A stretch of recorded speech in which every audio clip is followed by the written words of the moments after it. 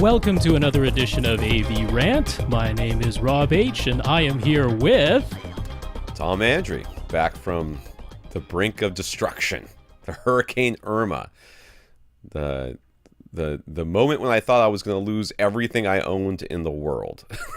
So, I am back, yes. Tom is back. Yes, that I put on Facebook and Twitter a little tease, didn't say who the co-host would be tonight.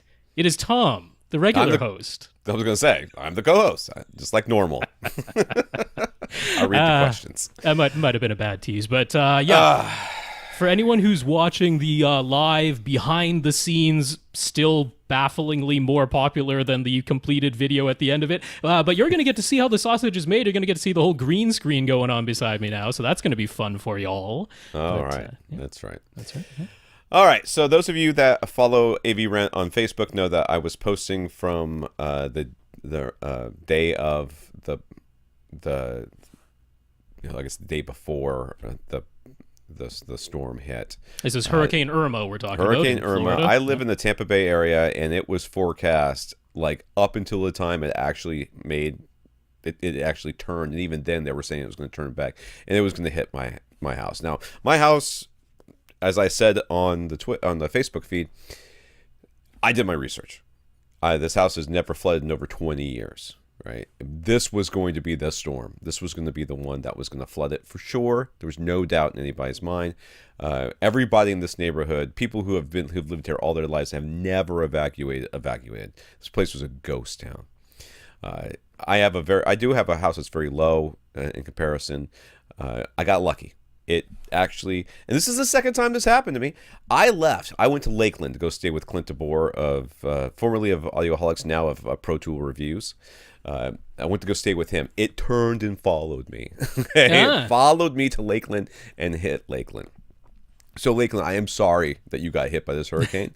I am not sorry that I was on the other side. My house was on the other side of it, because instead of pushing water into the Tampa Bay like it was supposed to do, it actually pulled all the water out. It was insane. I had people, local friends, on Facebook posting pictures of them walking where there's the seawall, which is like 5 feet high on their right side. On the left, it's dark, but you can't even see where the water starts. It's pulled that much water out of the bay. Wow. It was insane. So I got extremely lucky. We came back. We had fences down. Mm-hmm. But they're fences that connect to my neighbor's yard, and I've fixed those fences multiple times by myself without their help. So, they have dogs and I don't. If their dogs poo in my yard, I'm just going to throw through the opening between our two yards. But I'm not super... I got bigger fish to fry right now than those fences. We spent the better part of the day after, I guess Tuesday we came back. Was it Tuesday? It must have been Tuesday we came back, and because Monday was sort of the day it was all going down. Tuesday we came back and surveyed the damage. We spent almost all day. I guess we came back Monday, because Tuesday we spent all day cleaning up the yard, which took forever. I've got some huge trees. A lot of stuff fell down. So, but nothing fell in the house. I was very fortunate in that too. A lot of very large, I'm talking, diameter 5 to 6 foot trees went over in my neighborhood, took down power lines, took down all kinds of stuff. We were without power. I still have a line that's down in the backyard. I think it's an old telephone line that isn't used anymore, but it's just it's still connected to everything. It just fell off one of the poles, and now it's lying across where my fence used to be. So we spent the entire day cleaning up. It was ruthless. It was just unbearable heat. And then that night, after we got done, we started driving around just to get out of the heat.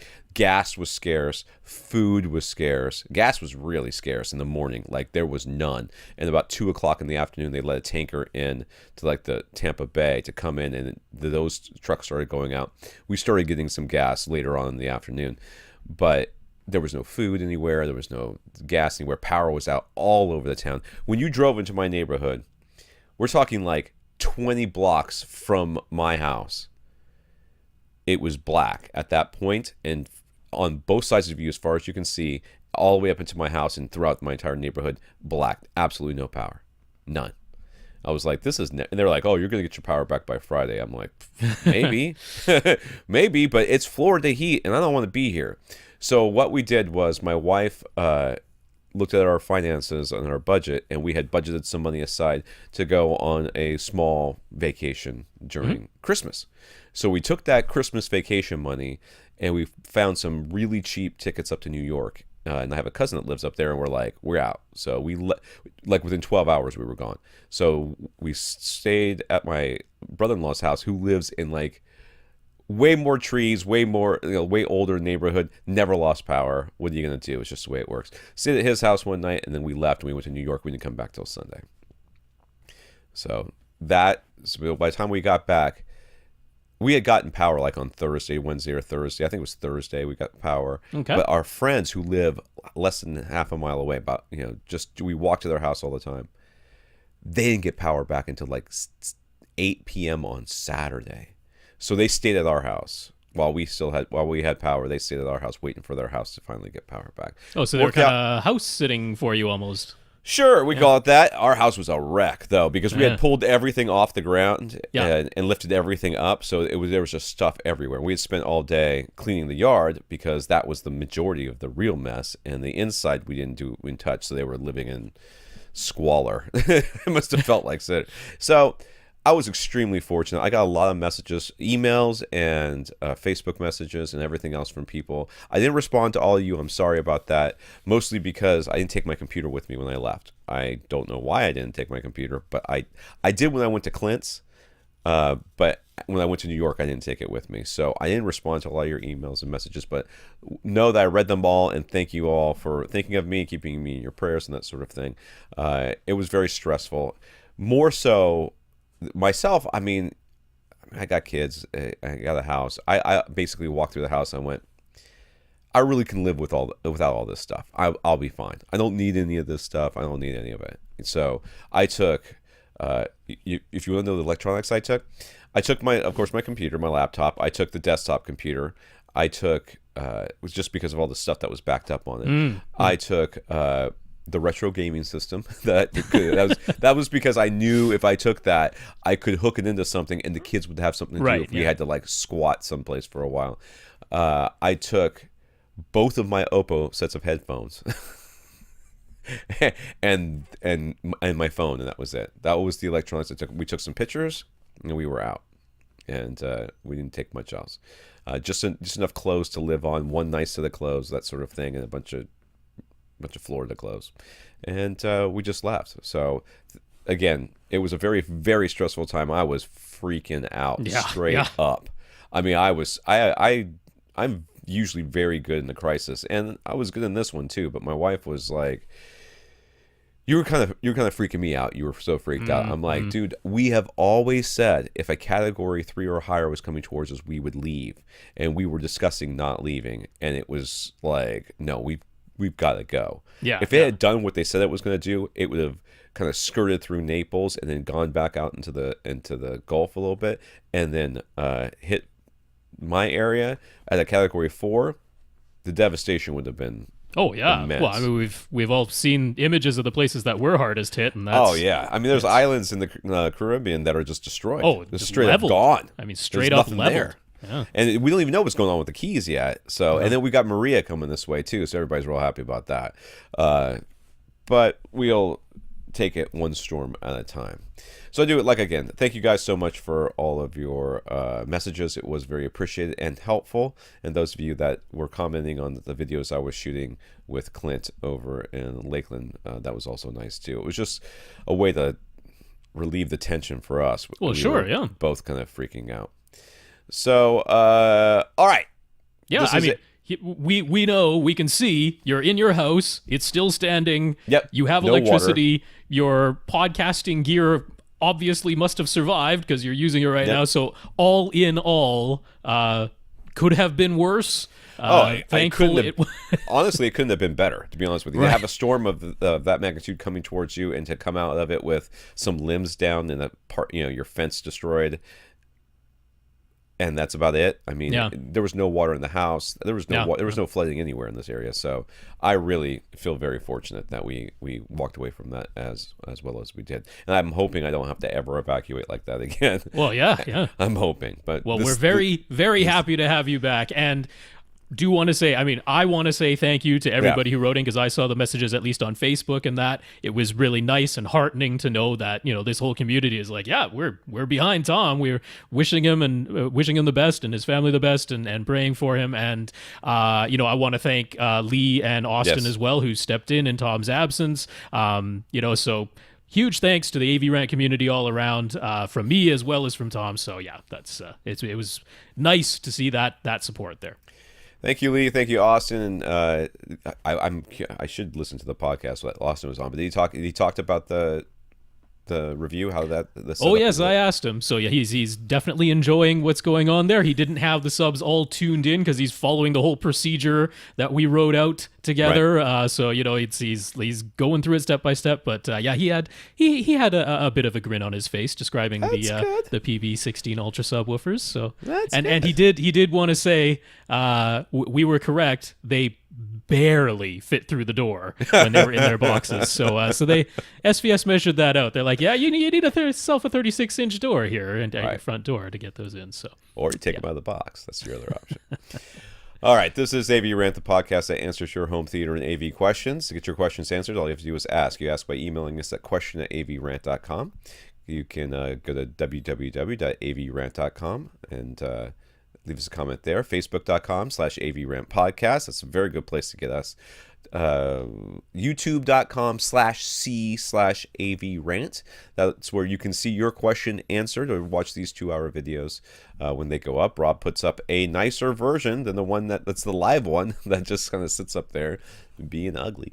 But he does put up a nicer version of that if you're interested in that. Plus, each individual question, or sometimes groups of questions, get their own little video, and Austin takes care of that.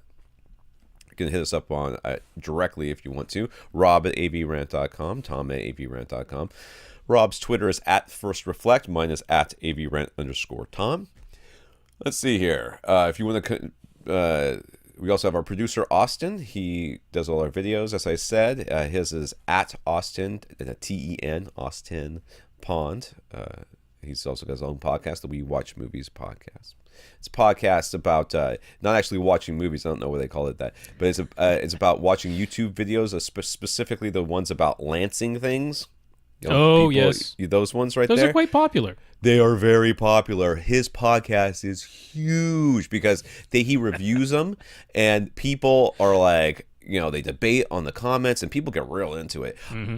I mean, I can't watch. I mean, I can watch a little bit of it, but I don't know. I think it's mostly like moms, because how your mom, maybe your mom wasn't this way, but my mom certainly was. My mom was a nurse, so maybe that had something to do with it. And my wife is also this way. If she sees a pimple, man, she is coming after it. Like she's like, "Ooh, there's a good one on your face." I'm like, get away. I mean, so apparently, the We Watch Movies podcast about. We watch movies. Popping stuff. I guess you could call that a movie. It's a moving image. It is a moving image.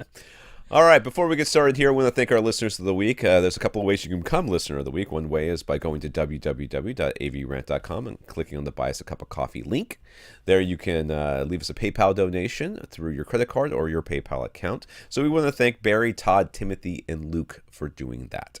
Yeah, Barry, Todd, Timothy, Luke, thank you so much for those donations.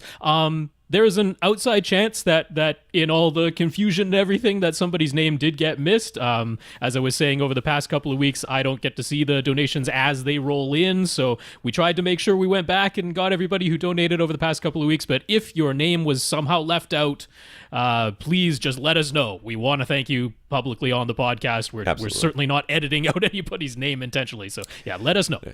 That's right. There's not a $1 threshold that gets you definitely get you mentioned. We don't have that. I haven't said this in a long time, but very seriously, if you donate $1, if everybody who listened to this podcast donated $1, that'd be a huge, that would pay for our year, basically, wouldn't it, bandwidth wise? Yeah, probably. Yeah. If everybody listens to this podcast, well, if you donate $1 a month, oh well, easily. That would be that would be we would do more podcasts. So please don't don't anybody think that you have to like get yourself up to some $25 we need to get that level Patreon thing going, man. I know. See if that will, because I think some people like that, but we just haven't gotten around to it. I'll try to do that. All right, in the news, Yuri Gutskin. I'm going with Yuri Gutskin. Yeah. Gutskin wrote an excellent comprehensive explanation of all the current HDR standards for flat panels HD. That is a website. Panels HD. It's one word. I skimmed through it. I actually read quite a bit of it, but I skimmed through it. Yeah, it's a little confusing, and I mean, he does his best. Yeah, it's confusing, and I think the thing that people don't often realize is a lot of times you're talking about like, one thing is built for streaming, another thing is built for Blu-ray, another thing's built for, movies or something like that. So it all sort of, you're like, what are they all arguing about? Well, they're kind of talking on top of each other, across each other. So there is a little bit of that going on, but I don't know that we're going to see a format war for this. I think there's too many... If we get to that question we should get to that question. Yeah. So I don't know if we're going to see a format war for that, but anyways, we'll get into that. Yeah, it's a good article, and yeah, I mean, to me, I just enjoyed the fact that it's a long article. It's in depth, it's comprehensive, it's really good. If you're interested in this, it's a great article to check out. We'll have the link at avrant.com in our show notes. But I was like, gee, I wonder why the public might be slightly confused about HDR. It's like, in order to explain it properly, this is what you have to do, which is ridiculous. So, yeah. Right. And, when just the problem it comes, I think what it really comes down to is they're trying to sell more TVs. Sure. The end result of all this is they want to sell more TVs, and they quickly realize that upping the resolution from 1080p to 4K wasn't enough. People buy them because that's the only thing that's out there, but they're not ditching their current TVs because they can go to 4K. No one looks at it and goes, even in the store side by side, you're like, which is the better one supposed to be? The HDR, the high dynamic range, that's really the selling point that they're trying to push, but which means lots of acronyms, lots of things that people are trying to slap on the side of their TV to make you think it's better than everybody else's. We'll get to that in a second. Same website, Flat Panels HD, also had a list of all the movies that are now available in 4K from iTunes, and we have been getting emails from people reporting that they are indeed getting free updates from their 1080p versions for the movies they already own, which I believe I predicted that you were not going to get free updates, so I was wrong. But good on Apple, I guess. Yeah, kudos where kudos are due. That's a good customer service relation thing to do there. It's like, hey, you already bought this movie in HD, you get the 4K version now that it's available. Just as of the latest update, there are 154 movies total, 80 of them in Dolby Vision, only a few in HDR10. So you can check that out. Didn't Apple just release like $1,000 iPhone? Yes, the iPhone 10. It's going to be $1,000 for the basic version. No more home screen, or home button, rather. It's all screen. So how are you supposed to... I guess my phone doesn't have a home button. No. Right? Yeah, it's a tap. Tap it, and then a face unlock. Do you do the... You don't do the fingerprint? No more thumbprint.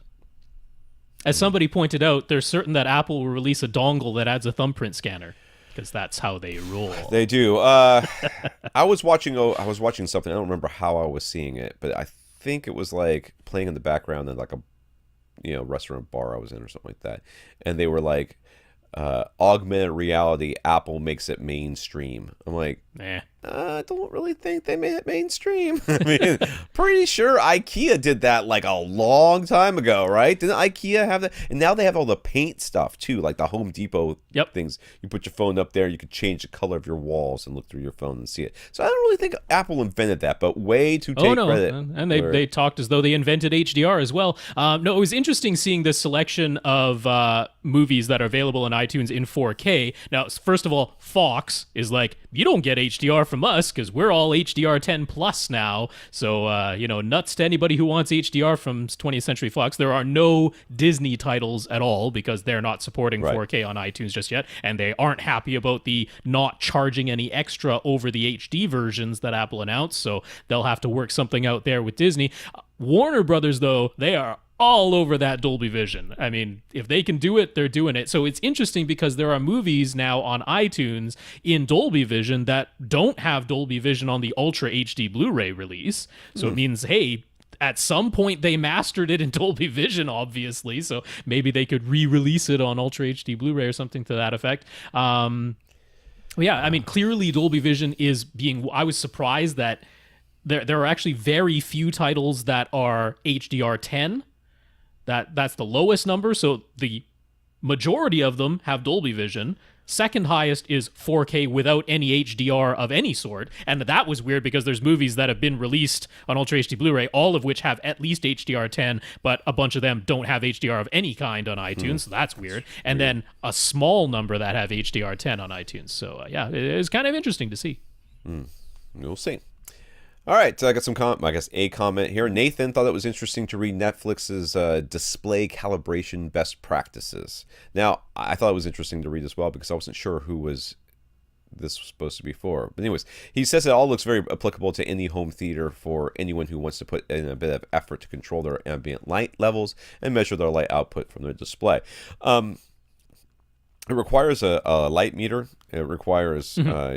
use of CalMan, which I've used before. It's not that hard to use. At least it wasn't when I did it. Certainly wasn't super duper intuitive, but it's probably gotten better in the years because they were very good about updating that thing. So I mean, it seemed to me like this was for like professional settings or something. Well, this was for mastering content that you intend to send to Netflix for them to stream to their subscribers. So this is on the content creation side. Right. But as Nathan is pointing out, he's like, well, if that's the way they're creating the content, then it would make sense if you're able to at home to have those same conditions because they define what your ambient light level should be, which in the case for SDR, standard dynamic range is 10 lux for the background light with as much as 10 lux behind the screen. Right. And then, yeah, just, it gave some nice figures for if you have a bright ambient light setting, a medium ambient light setting, a low ambient light setting. So the low ambient light setting, this 10 lux background, is when SDR would top out at 100 nits. But then they give some other figures like, hey, for a bright room setting, let's bump that all the way up to 250 nits at the top of the scale. So some interesting things there that you could be very applicable for home use. On the HDR side, they actually want the ambient light to only be 5 lux. Seems awfully dark. That's very well. In other words, get yourself a pitch black room, bring in 5 candles. And there you go. That's as bright as the ambient light is supposed to be when watching HDR. So that's kind of interesting. Well, I mean, when it comes down to it, when you calibrate your display, you're supposed to be doing a lot of this stuff anyways. Right. You're supposed to do it in a pitch black room, essentially. And what they were telling you is like set the black levels, check the white balance, set the black levels again, check the black levels, make sure they haven't shifted back and forth. I mean, that's just basic calibration technique. There's nothing really revolutionary in there. But it was interesting that they set some of those light levels, which I don't know how many people are actually doing that, and I don't know how many people who are mastering for Netflix need to read this and have any idea. I can imagine. I mean, there are people who are like producing their own comedy specials and stuff. So they might not be video professionals, but they're putting up a comedy special on Netflix. That's true, but I doubt they're editing it themselves and mastering it themselves. So I think what's generally happening is somebody's finding these things, or Netflix is saying, you want to put something up on our website, you have to have this. Somebody looks at it and says, and hands it to the person who's doing that, and make sure that this is. The person looks at it and goes, "Oh, shut up," and throws it away, and that's the end of that. I think that's what happens. But it is good that they put something down in writing.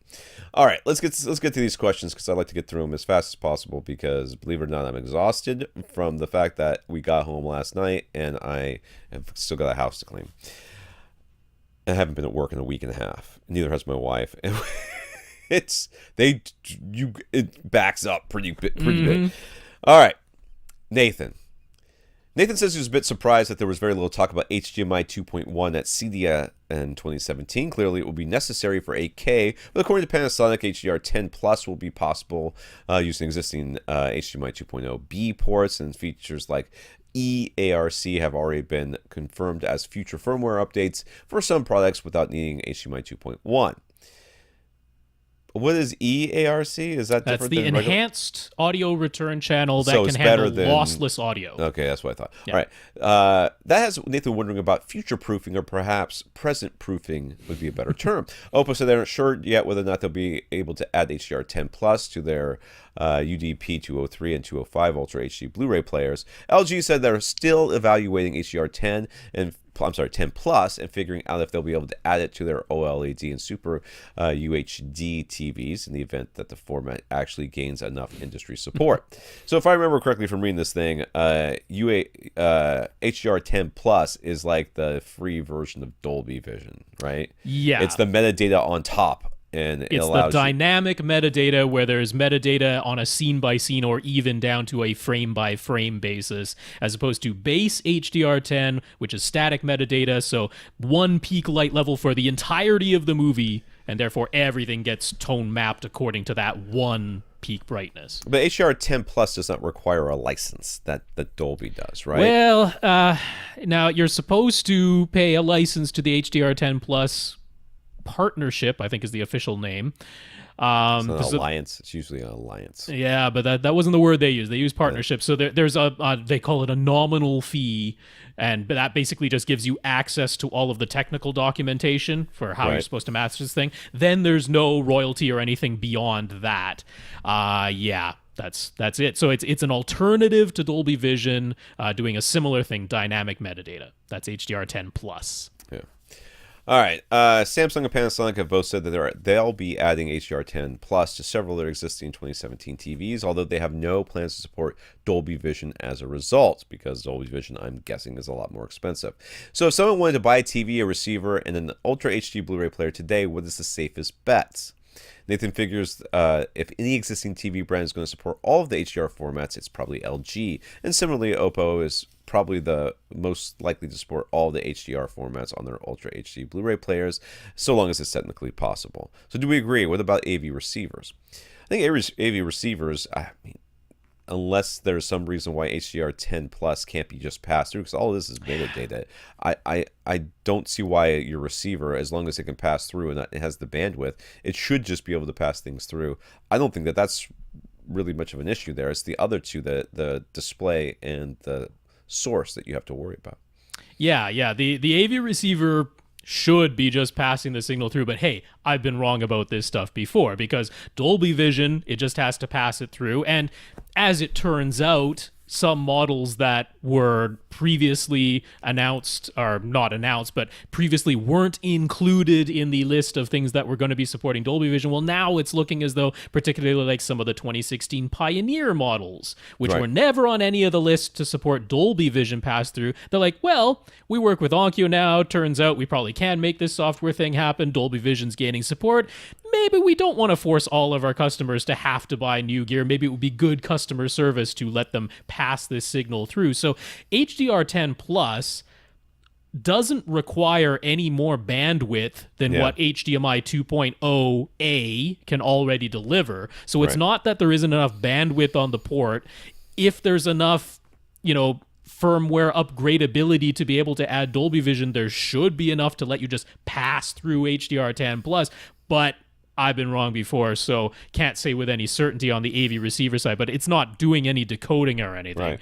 It's mostly the display I'd be worried about. I agree, if anybody's going to support everything, it's LG, because they're the only ones supporting Technicolor HDR, which there's no content for it, but they're like, yep, we're on board, bring it on. Might as well. It's free, isn't it? Yeah, Dolby Vision already, HDR10 of course, and HLG as well, hybrid log gamma. So they're on top of it all, and they even said, they're like, yeah, we're evaluating HDR10 Plus. If there's content for it, we'll probably support it. So they they do seem like the safest bet, and I agree as well. Oppo, if anyone's going to do it, it's going to be them. But they said they straight up don't know. The chip that they put in there, they said, was like one of the earliest chips that was designed to be able to support Dolby Vision. Right. So every Ultra HD Blu-ray player supports HDR10. Basic HDR10, that was mandated. That's part of the Ultra HD Blu-ray specification. You have to support that. But Dolby Vision is optional. HDR10 Plus isn't even part of the Ultra HD Blu-ray specification. It's not even an option in the specification yet. That has to get added first. So, if you're buying something right now, I do agree. An LG OLED or a Super UHD TV, probably your best bet, but no guarantees. Oppo, probably your best bet, but no guarantees. And if you get one of the newest AV receivers that can already pass through Dolby Vision, out of the box, that's your safest bet. It's not a guarantee, but that's your safest bet. Yeah. And when it comes to manufacturers like Samsung and stuff, whatever they support with their TVs, they're probably going to support with their players. So yeah.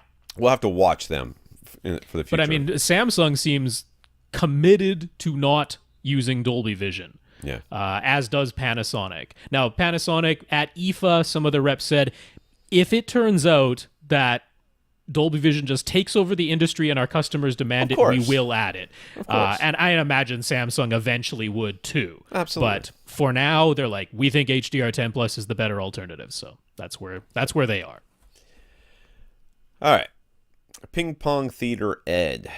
So I didn't remember why I started calling him this. I assumed that because at one point he had an unfinished basement with a ping pong table in it. So that's right. So first, he's got an update here. Ed decided to upgrade his speakers to the ELAC Unify towers and center. He carefully scheduled his delivery date so his wife wouldn't find out. But Amazon messed up, and one of the speakers was actually a debut series model. They corrected the shipping error immediately, but that resulted in his wife noticing a large, heavy box on their porch when the correct speaker was delivered. So sometimes you just can't win. Dude, you shouldn't. Well, whatever.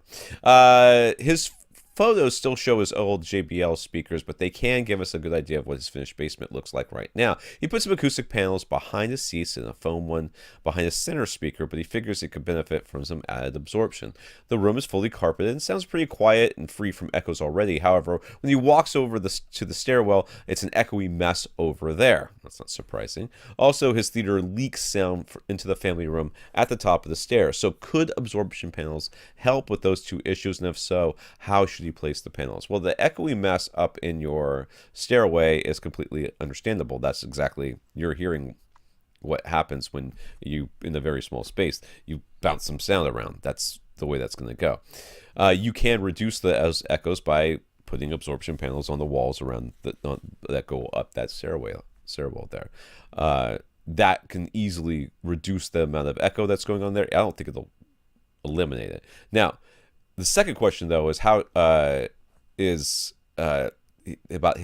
sound leaking into the family room at the top of the stairs. Right. Therein is a much bigger problem because this is, first of all, we know that some of the paths of sound are going to be through the structure. So you're shaking the floor, you're shaking the walls, your speakers are connected to the floor, your speakers are connected to the cabinet they're on, and then that's connected to the floor. The speakers are connected to the wall, probably into a joist in there someplace where you have securely anchored it because you didn't want it to fall down for his rear speakers up there. Not surprising that there's going to be some sound transference that way. Plus, there's a door at the top of the stairs, I'm hoping, and some of it's going to get out that way as well. So, stopping the sound leakage is not like, if I add some more panels, will that stop it? The answer is almost certainly not. No, absorption panels aren't going to help you with the sound leakage. For that echoing inside of the stairwell there, putting some absorption panels in that small area going up the stairs, even if it's only on one side of the wall, because the sound is bouncing back and forth. So if you absorb it on one side, that helps. But that's not going to prevent the leakage. Now, looking at the photo and remembering back a ways, I don't think he ever put up a hard surface to finish his ceiling.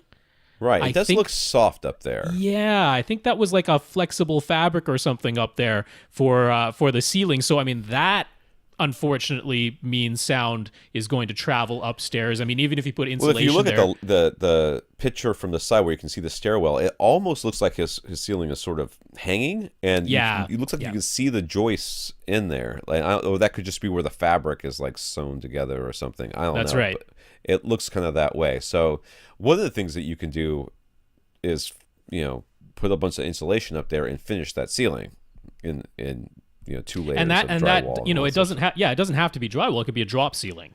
It's true. Yeah, That's because true. the majority of, I mean, this is waves of any type. Yeah. When they meet a new medium, the majority of it reflects back. But when you just have a fairly porous surface like fabric where the air can literally move through it, even when you have insulation above that, it's not the same as having some sort of solid continuous surface for a lot of that sound energy to reflect off of before it penetrates up into the insulation above it. So a drop ceiling would likely help the sound leakage issue. For the door that's at the top of the stairs, weather stripping around it, because you don't necessarily have to replace the whole door, it's the gaps where Right. the air is getting through. So weather stripping around the existing door could help you there as well. But absorption isn't going to help you with the sound. No, it's not going to help you with soundproofing. But and remember, a lot of times the air return in your room is the gap under your door. So by weather stripping all this stuff, you run the risk of not getting air return, which means it's not going to cool down, or it's not going to heat up. It's not going to change temperature, because your AC is not going to be able to push that much air into it, because there's no place for it to circulate back out of. Yeah. So air has to enter and exit the room for it to be effective. So you run that risk too. But the biggest thing you could do is do something to that ceiling. If we're looking at this correctly, add a bunch of insulation up there, put some sort of ceiling up there. If it's a drop ceiling, if it's some drywall, if it's whatever, just something. I mean, you could just put the insulation and see how much that helps, because I imagine that's going to help a bunch. I think I recall that he did put the insulation up there. But yeah, it's definitely looking like a fabric cover. So Yeah. T-bar ceiling would do the job. All right. So where else should he put the acoustic panels, he asked. In particular, he's seen a lot of pictures where people put panels behind their front speakers. Should he do that? And how do you know when it would be beneficial to have panels behind your front speakers versus not? Well, it's generally always advantageous to have panels behind your... now, this panel that you have behind your center channel is not acoustic... I mean, it's acoustic foam stuff. Yeah. It's not really It's all not of that. doing much. It's not doing much back there. It might make you feel better, but it's not doing much. You need an actual panel. You need an actual, layer of rock wool or fiberglass, rigid fiberglass back there. And you could do that behind your speakers as well. Will it make a huge sonic difference? I don't know. Probably not, but it will do something. And you've got a huge wall, and you've got a lot of walls in here that are mostly bare. So if you're planning on trying to get rid of that echo up in the stairwell, putting stuff on that wall of the stairwell will create some absorption there. You've got absorption behind your head, which is good. Putting some more absorption on that front wall behind the center channel, behind the two speakers. I mean, it's going to be absorbing some of the sound from the speakers, the direct sound, but it's also going to absorb some reflected sound as well. So all of those things would be beneficial. Yeah. Overall, though, you don't want to overdamp the room, which is possible to do. Yeah. And he said it's already not really, echoey or loud or anything. It's only in that stairwell, which I don't imagine you're watching a ton of movies from the stairwell, so that's not Well, that's the other thing, too. necessarily a problem. Just even. because the bass sounds really good in my friend's bathroom doesn't mean that I think he should go put a bass Right. strap in there. It's just so happens that it happens to travel down the hall. How does it sound at your seat? Does it sound echoing terrible at your seat? Or can you hear the echoes that are happening in the stairwell from your seat, and that's why it's bothering you? Because if it's just I'm walking in the room, it sounds terrible in this hallway. Well, who cares? Yeah. Yeah. So, work out how much surface area you have and try to get between 30 and 40% of that surface area covered in absorption. Behind the speakers is a great place. In the corners of the room is a great place to add absorption. But once you've got between 30 and 40% of the surface area, and that's all 6 surfaces, so ceiling, floor, and 4 walls, once 30 to 40% of that is covered in absorption, you don't need to do more. At that point, you'll just be over-deadening the room. Yeah. I think a tri-trap in that front left corner would be okay. There's room for it there. You could also put tri-traps on the ground, flanking your cabinet there at the very front of the room. You could also put them behind your couch, which I did. I don't imagine there's much back there. I can't tell if his couch is pushed right up against the wall. It looks pretty close to it. It looks very close, yeah. So maybe you couldn't do that. You could also put them up near the ceiling as well, maybe around your behind your head, up above there. That'd be some good bass trapping there. So he says he has a small separate setup in the corner just for 2-channel listening. He uses Boston VR2 speakers and a monoprice tube amp, but sometimes he likes to switch over to an old AV receiver for digital sources and a bit more amplifier power. This requires physically unplugging the speakers from one amp and plugging them into the other. So is there a switch you could use to make it a bit more convenient? One pair of speakers, 2 amps, obviously only 1 amp active at a time. There are I'm not. You're a Google search away from a speaker selection switch. It's basically what you're looking for. There's a bunch of them out there. Amazon will have your back, I'm sure. Where else? Monoprice. Monoprice. That's where I'm going to suggest. Okay, well then Monoprice. Let's go with Monoprice. $17. So it's shouldn't break the bank. Seems reasonable. And what's interesting about this speaker selector switch, so that you could actually have the way it's originally intended. If you look at the connections on the back, what you have is 1 stereo input and 4 stereo outputs. The idea being you could feed 1 source and select up to 4 different pairs of speakers to play that source out of. Now you're actually going to be doing it in reverse, because this is just a passive switch. It's just switching which metal connectors are connected to which inside. So even though over on the left side of the back it's labeled inputs, that's actually where you're going to connect your 1 pair of speakers. You're going to do this backwards. Your inputs are going to be your speaker outputs, and you're going to use 1 and 2 or whatever it is of the outputs as your inputs in this case, because you have 2 amps and 1 pair of speakers rather than 1 amp and 2 pairs of speakers.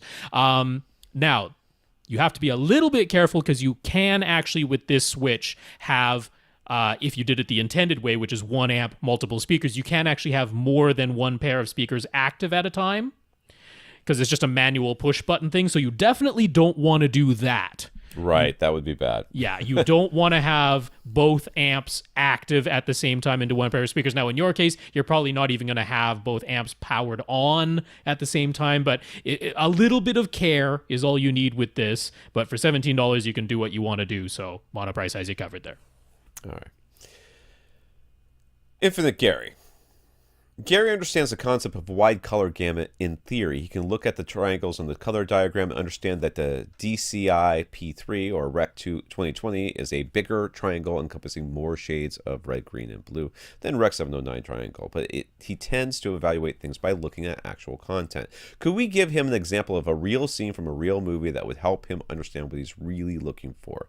He's going from a Runco projector that uses an LED light source that supposedly delivers very accurate Rec 709 color. He's upgrading to a JVC projector that uses a lamp and has the option of to put either a DCI P3 color filter at the light path or at the expense of maximum brightness, or stay at Rec 709. Let me say that again, because that was confusing to me and I said it. So he has the option of either putting a DCI P3 color filter in the light path, which will be at the expense of maximum brightness. It will dim his image somewhat. Right. Or he can stay at Rec 709 color while delivering brighter HDR highlights. So on the actual scene from the actual movie, what's all that going to look like? What are the differences he should be looking for to help him evaluate what settings look best?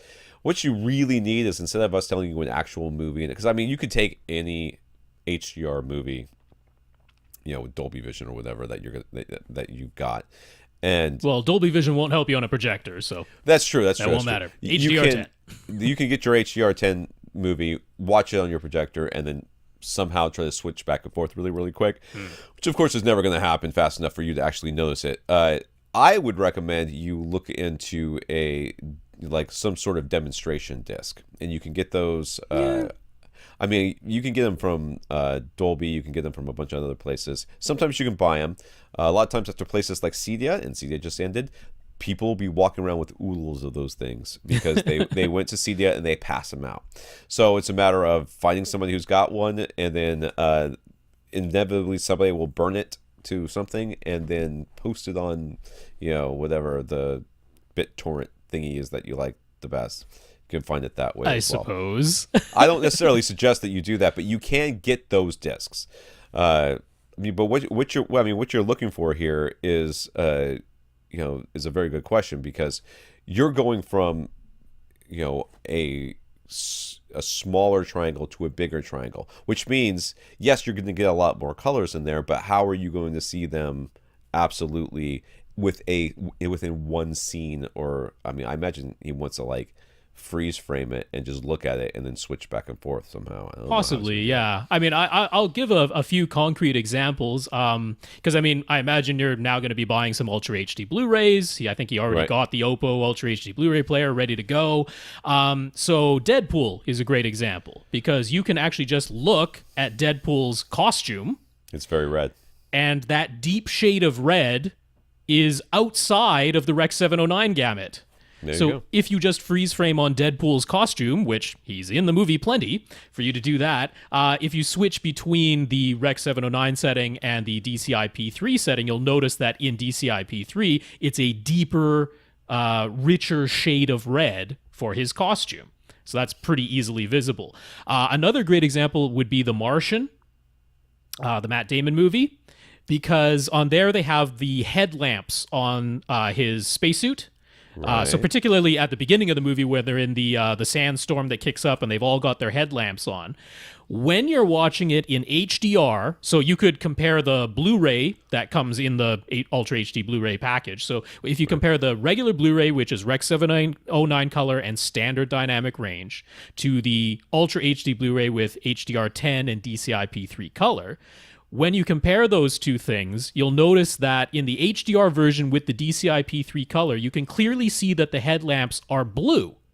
They have a blue tint to them. On the Blu-ray, they just look white. Right. They just plain look white. And if you were to watch it in HDR but in Rec 709 color, the orange of their spacesuits doesn't look as orange.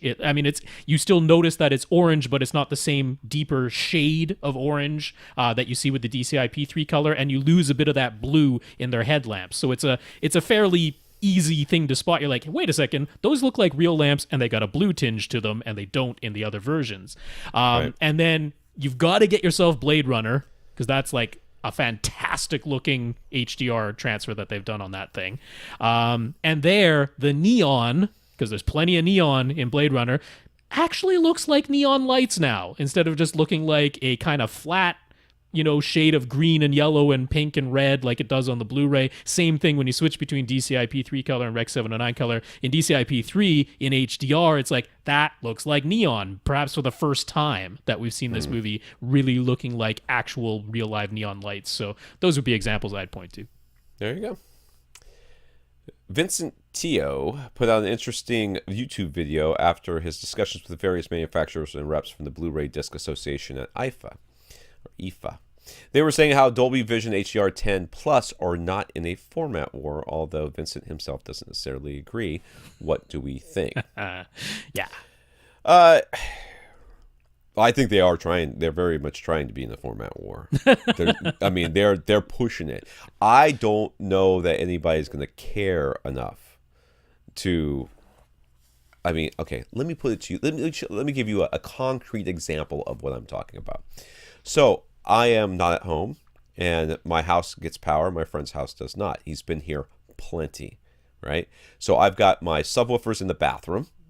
You guys saw the pictures on Facebook. I took both of my subwoofers and I wedged them into the cubby hole of this little sink. It was sitting on top of a sink up there. And so they were like the highest thing in my house, pretty much. So I was like, my subwoofers are going to make it. They got to make it. Even though I'm sure SVS would send me some more if I asked them to, but still, I didn't want to have to ask. So, and my speakers were, put up high and everything else, and I took all the stuff off the ground. So he calls me and says, so the home theater seems to be working, but I can't really hear anything. I'm like, did you hook up the speakers? He goes, no, they were on the chairs. I just moved them off. I'm like, okay, gonna have to do a little bit more than that.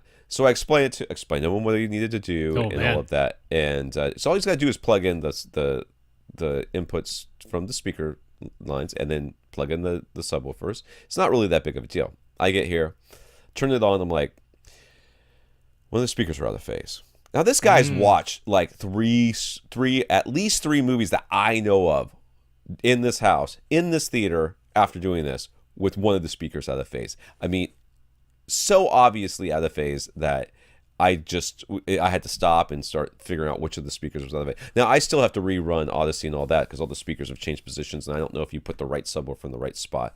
So the volume dials in the back might be a little bit messed up. So I got to rerun all that anyways. I'm gonna do that, but I couldn't believe that he could not notice that something sounded weird. By the way, is just connecting the red binding post of the receiver to the black binding post of the speaker, and the black binding post of the receiver to the red binding post of the speaker. That's all that went on there in terms of wiring out of phase. In all honesty, it's not really his fault because I've got like some speaker wire that's like blue on one side and black on the other, and red on the other, black on the other, and they should be, but for whatever reason they're not. I don't know. They're some of them are kind of reversed, and I don't know why they are. So that's just my own fault for being lazy when I was wiring them or not being able to see very well behind there. When I get the new receiver, which we'll be talking about later, I will endeavor to make things make a little bit more sense in the back of my receiver. So to think that HDR10 and Dolby Vision is going to be some sort of format war like Blu-ray and HD DVD was, I think it's ludicrous. I don't think anybody's going to care enough. They're going to be like, is it, HDR10 is mandated, so I will get high dynamic range in some fashion. Right. That was exactly their point.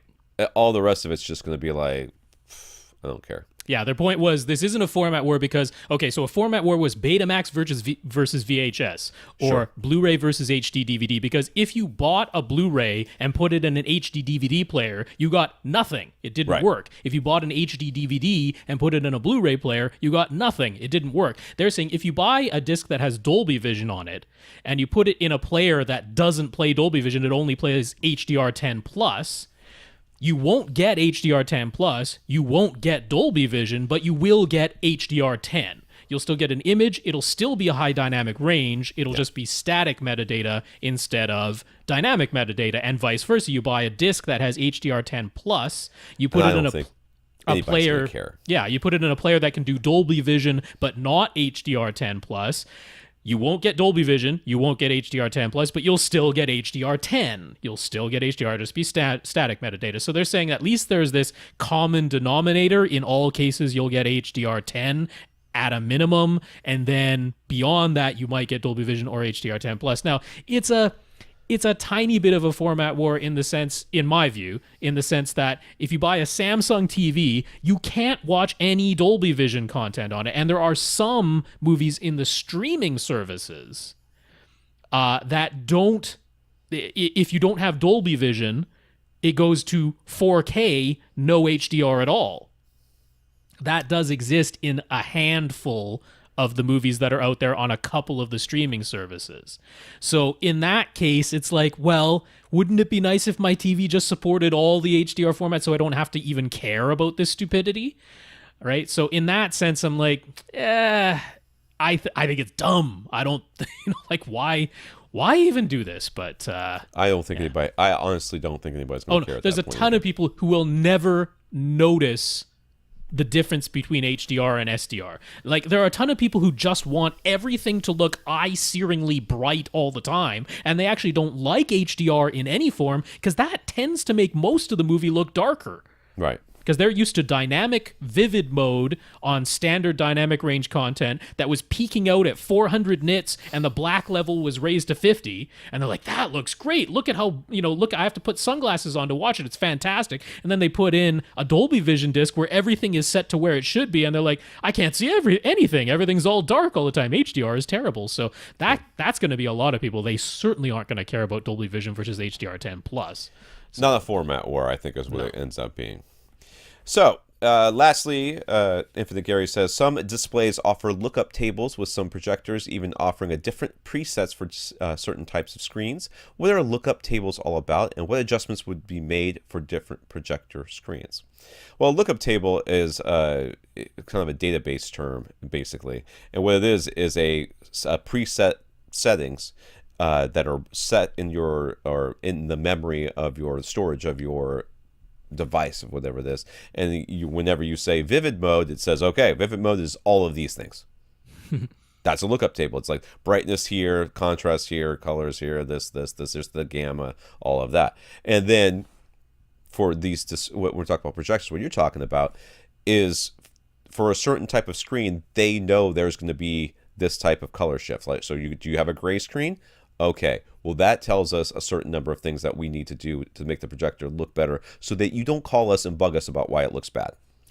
Okay. Yeah, in displays, the lookup tables are typically specifically about color. Mm-hmm. And so you'll notice in a lot of like consumer displays, you might have a color management system, and maybe it'll be a 2-point grayscale adjustment or a 10 or a 20-point grayscale adjustment. And that's saying when you get that percentage stimulus, do this to the colors. Bump up the red a little bit, knock down the blue a little bit, but you're only doing that in 2 or 10 or 20 places. A lookup table gives you the ability to adjust how much color each of the primary colors, red, green, and blue, you're getting for every single value. So in a 10-bit video signal, there are 1,024 values for red, green, and blue.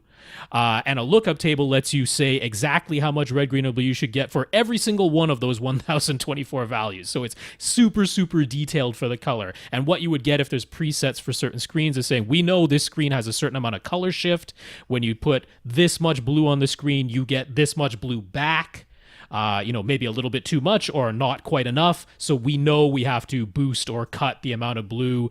As an example, red, green, same thing. There's a little bit of color shift on that screen. We know that. That's a known thing. So we can adjust that in the lookup table. That's what's going on there.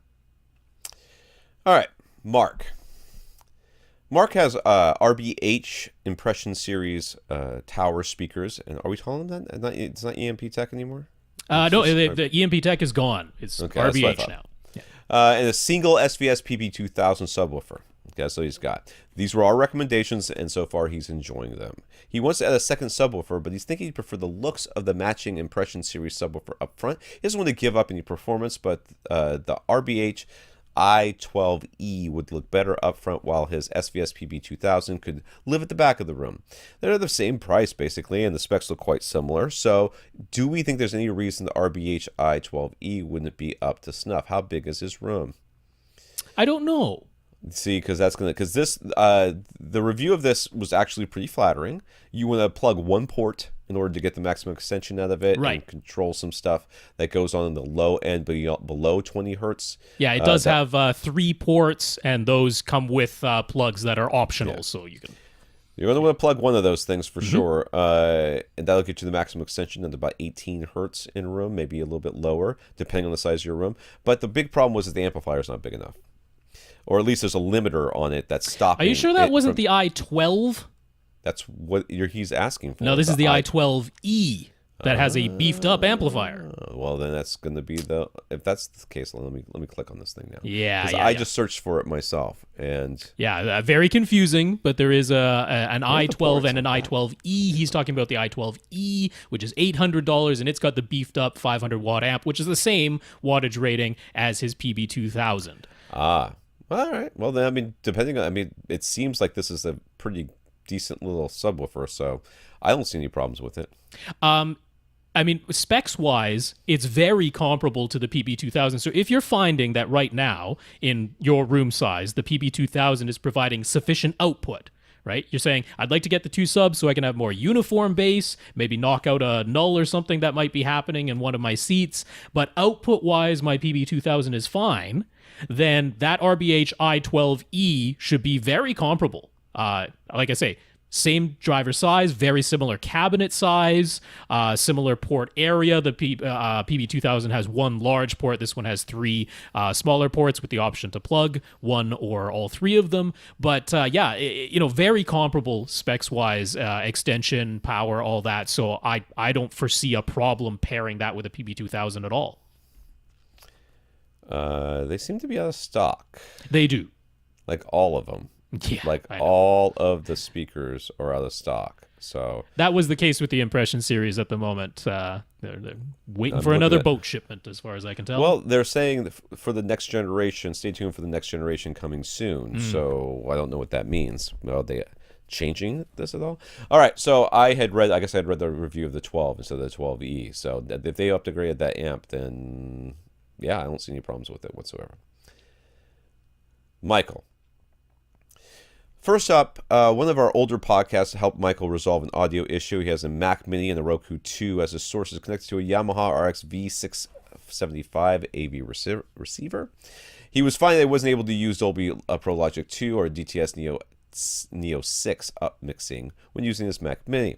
He heard us discussing that same issue with another listener, and sure enough, his audio output on his Mac was set to 8-channel PCM, meaning that the Mac Mini was doing all the audio decoding and always sending 7.1 PCM signals to his Yamaha, even when it was only a 2-channel source, which means you will get 2 channels and nothing else, no matter what you do. Right. Yeah, all the other channels are technically active, but they're just playing silence. Nothing. Yeah.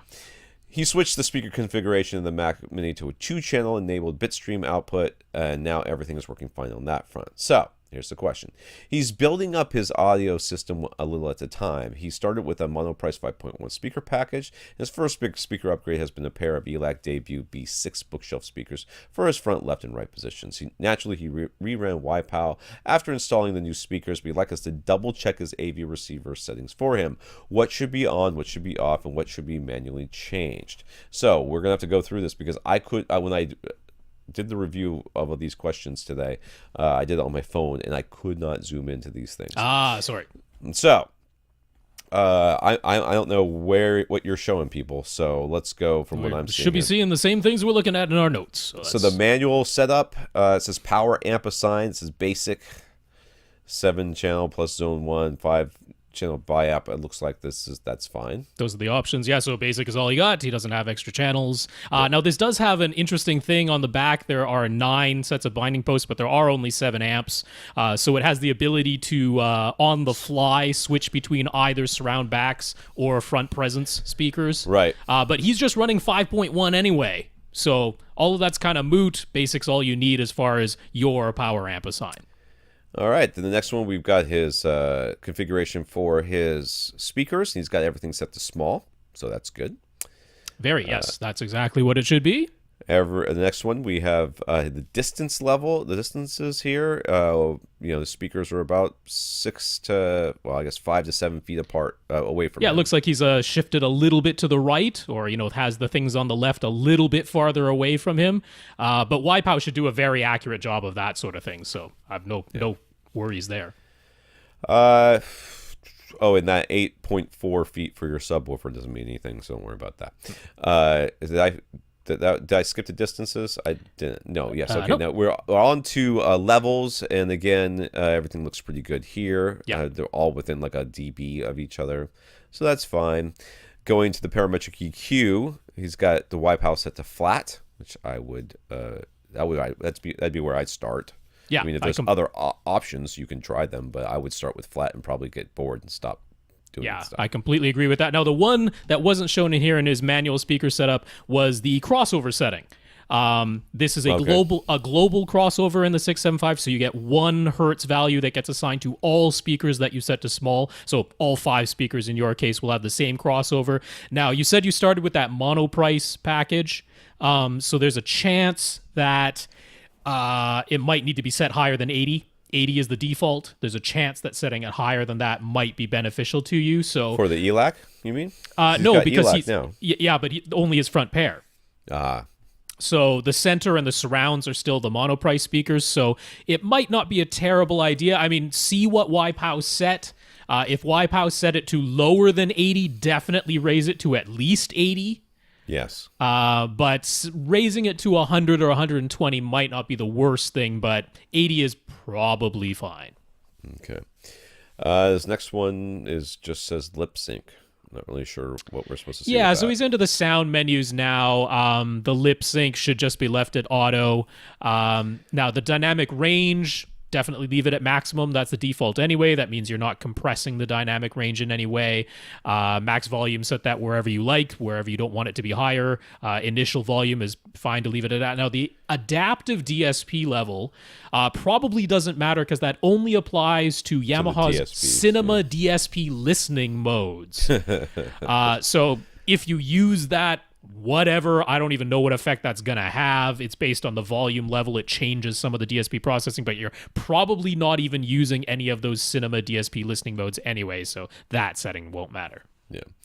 Under video, in this video mode, he has direct, so that's just should be passing everything through, which should be fine. That's exactly what I would do. HDMI, he's got HDMI control off. Yay! He's got the standby through off because it won't go on unless you turn HDMI control. No, standby through can go. Oh, standby through. I was thinking ARC. I'm sorry. You're right. ARC. Standby through is fine. If you want to be able to listen to stuff through your TV with your receiver being off and all your speakers being off, then you would want to turn that on. Yeah. And all that means is the last source, usually the way this works, the last source that you were watching, you can turn your TV on and it will and use your TV's built-in speakers. Yeah, that's what the standby through is for. Yes, HDMI control, that is the big one you need to have turned on. That's the stupid CEC stuff. So audio output, he's got the amp on and the HDMI out TV on. I don't see any reason to have the HDMI TV on unless you're using those speakers, which I don't suggest you do. So, and that would be weird because that would be your 5.1 is playing and your TV speakers are playing at the same time, which would be a weird... I don't even know why this is an option. That's unusual to see that. Yeah, I would probably... No, there's no situation in which you are using your 5.1 speakers and your TV's built-in speakers simultaneously. You don't know some old people. My parents would totally do I know, that. but you shouldn't be. So... Yeah. That HDMI out to the TV, turn that off. Leave the amp on, turn the HDMI out to the TV off. That doesn't make sense. So this next one is option. It says treble and bass. It just says bypass. I guess the option is to make some adjustments to your treble and your bass. You could if you want to, but bypass is fine. The adaptive DRC. That's dynamic range control. Is that going to be close to our Odyssey dynamic EQ? No. Okay, it's a little bit more like dynamic volume. Yeah. Which is as you turn the master volume down, it tries to compress all of the dynamic range so that you don't have as large a difference between the quietest thing and the loudest thing. Now, you might like that. You know, there's a chance. Some people do like that when they're watching at night. They turn the master volume down, and then they're like, now the dialogue's too quiet and the explosions are too loud. So that's what the adaptive DRC is there for. When you put the master volume at 0, it's not doing anything. It's leaving the signal alone. But when you turn the volume down, it shrinks the dynamic range so that quieter things are a little bit louder and louder things are a little bit quieter. I'm not completely opposed to using that if that's something you want, but in general, we'd leave it off. I use it for naps. Sure. When I want to take a nap and I don't want to be woken up by something. Next one is XD. Is that XD? It's extended surround, and this is a bit of an odd setting. So if you have 7 speakers connected, right, this is, you can say when 2-channel or 5.1 channel comes in, always apply the Dolby Pro Logic 2 movie upmixer to it, or the DTS Neo 6 upmixer to it. You get to select which upmixer you want applied at all times. Auto just says if it's a Dolby signal, I'm going to apply Dolby Pro Logic 2 to it. If it's a DTS signal, I'm going to apply DTS Neo 6 to it. To me, well, in your case, it doesn't even matter because you don't have 7 speakers connected. So, well, I mean, I guess it could theoretically matter for 5 speakers with a 2-channel input, though, right? Right, yeah, 2-channel up mixed, yeah. So if you always want to use Dolby Pro Logic 2 in the movie or music mode, you could set that, but auto is probably just fine. Input trim and subwoofer trim are both set to 0 for the Mac Mini, and that's just fine. Yep. I mean, you don't want to be adjusting anything there. Again, he's got an enhancer for the Mac Mini input, and that's set to off. Yeah, and that's the thing that's supposed to make like really bad quality MP3s sound not quite as bad. I've never had much success with that. So they just kind of make them sound bassier, a little louder, a little bit. They don't really do much. All right. That's it. Good luck with that, dude. Dylan says he doesn't have a ton of cash to drop on a new TV, but he'd like to jump into the HDR scene. He found a deal on the Vizio M55D series, okay? So M55D. This is the current 2017 models end with an E, so this would be a 2016 model, the ones that came with the tablet, for $450. Is that a good deal? Is that a good TV that would be worthwhile for HDR content? I thought the M series were getting up updated, weren't they, for HDR and all that stuff for the M Oh, series? the 2016s already supported HDR10 and Dolby Vision. I 100% I think that this. I don't know if 450 is a good price. It sounds like a good price for a 55-inch, 55-inch thing. So, yeah. Right now, there's no reason to buy a 2017 model because the 2016 models, they will send you a free remote you get a tablet out of it, and they haven't really changed anything. So yeah, the 2017s in the M series technically did get a little bit brighter for HDR, like 100 nits brighter. So it's not that there's zero difference, but it's $700 for the 55-inch with the E on the end for 2017, $700 for the 55-inch TCL P607, which to me is like the value choice. You can usually find that one for $650. So $450, undercutting both of those choices by at least $200. Still a really good TV. You're getting a free tablet out of the thing too. That's right. I say go for it, absolutely. At 55 inches, as long as that's the size you want, this is a great deal, in my opinion. It's an Android tablet. I guarantee you can download games on it because that's what my friend's kid did. For sure. So there you go.